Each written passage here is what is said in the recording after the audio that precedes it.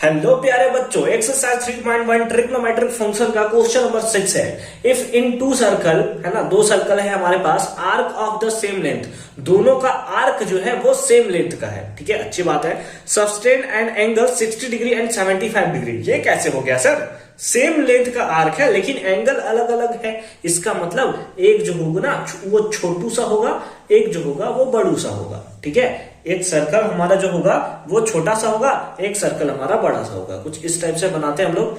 ये हमारा हो गया छोटा सर्कल, है ना, ये बस समझने के लिए है। अगर आप नहीं भी बनाते हैं कोई दिक्कत नहीं। और ये हमारा हो गया बड़ा एंगल, है ना, ये हो गया हमारा बड़ा एंगल। ठीक है, हमें दिया है कि इसका 60 डिग्री है।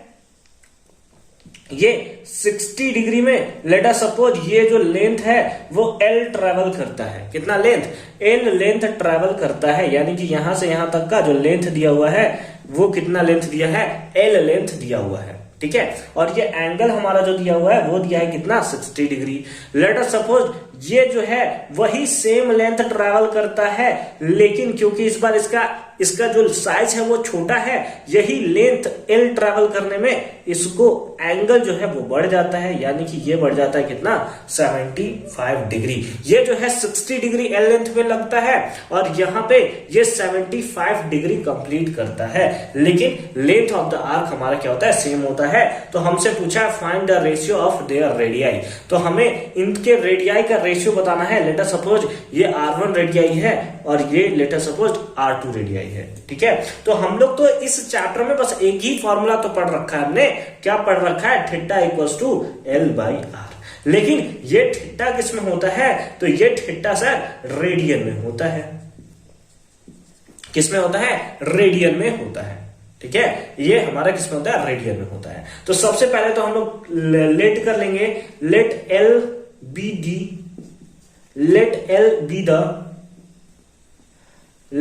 B the arc of both the circle। ठीक है, क्या है? L जो है वो आर्क है of both of the circle, क्योंकि दोनों का लेंथ ऑफ द आर्क क्या है? सेम है। ठीक है, let L be the length of arc of the both of the circle. आप ऐसे भी लिख सकते हो। ठीक है, तो ऐसा करना होगा हमें कि इसको हमने R1 लिया है, इसको हम लोग लेटर सपोज कर लेते हैं थीटा 1। क्या कर लेते हैं? थीटा 1। और इसको हम लोग सपोज कर लेते हैं कितना? थीटा 2। लेकिन दोनों के दोनों वैल्यूज को हमें पुट करना होगा। किसमें पुट करना होगा? दैट इज हमें पुट करना होगा इस डिग्री को रेडियन में, तब तो हम लोग वैल्यू फाइंड आउट कर सकते हैं ना, क्योंकि हमें फॉर्मूला जो पता है थीटा, वो थीटा किसमें होता है? रेडियन में होता है। तो आइए 60 डिग्री को हम लोग रेडियन में कन्वर्ट करते हैं। तो 60 डिग्री को आप रेडियन में तो सिंपली लिख सकते हो ना, π/3 रेडियन। π/3 रेडियन। सर ये कैसे आता है? सर एक बार अगर हमें समझा देते तो मजा आ जाता। देखो भाई लोग, देखो क्या होता है, 180 डिग्री में क्या होता है? Pi radian. ठीक है, तो उस बेसिस पे 1 डिग्री में कितना हो जाएगा? π/180 रेडियन होगा ना। यूनिटरी मेथड लगाओ इतना, तो 60 डिग्री में कितना होता? बस 60 से मल्टीप्लाई कर दो, 0 से 0 मर गया, 3 टाइम्स में, यानी कि कितना आ गया? π/3 रेडियन। उसी टाइप से आपको 75 डिग्री में भी निकालना होगा कि कितना रेडियन होता है। कितना रेडियन होता है? आजा 75 डिग्री में निकालते हैं। 1 डिग्री में कितना होता है? That is π/180 radian. तो सिंपली 75 डिग्री अगर हमें निकालना है तो इंटू हम लोग कर देंगे 75।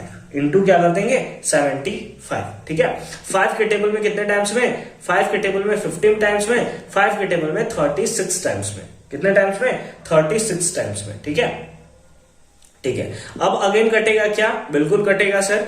ये जो है 3 टाइम्स में आ जाएगा, नहीं सॉरी, ये 3 के टेबल में 5 टाइम्स में, और ये 3 के टेबल में कितने टाइम्स में? 3 के टेबल में 12 टाइम्स में, यानी कि ये कितना हो गया? 5π/12। 5π/12 इतना क्या? That is radian. समझ में आ रही है बात? समझ में आ गई? मिटा दिया जाए? बिल्कुल मिटा दिया जाए सर। ठीक है, आ जाओ। अब क्या कर सकते हैं हम लोग? हमें तो ये भी मिल गया 75 डिग्री। इसको अब हम लोग चेंज करके 75 डिग्री को सिंपली लिख सकते हैं। कितना लिख सकते हैं? 5π/12। 5π/12। और ये जो हमारा 60 डिग्री था, इसको हम लोग लिख लेते हैं सिंपली कितना? इसको हम लोग सिंपली लिख लेते हैं, ये 60 डिग्री था ना, हाँ, तो इसको हम लोग लिख सकते हैं पाई बाय 3, पाई बाय 3। ये हमारा रेडियन में हमें फाइंड आउट हो चुका है। नाउ अगर हम लोग देखें तो थीटा इक्वल्स टू क्या होता है, L by R. Theta equals to L by R. अगर हमने इसको R1 लिया है तो ये एंगल कितना होगा, दैट इज थीटा 1। कौन सा एंगल होगा, थीटा 1।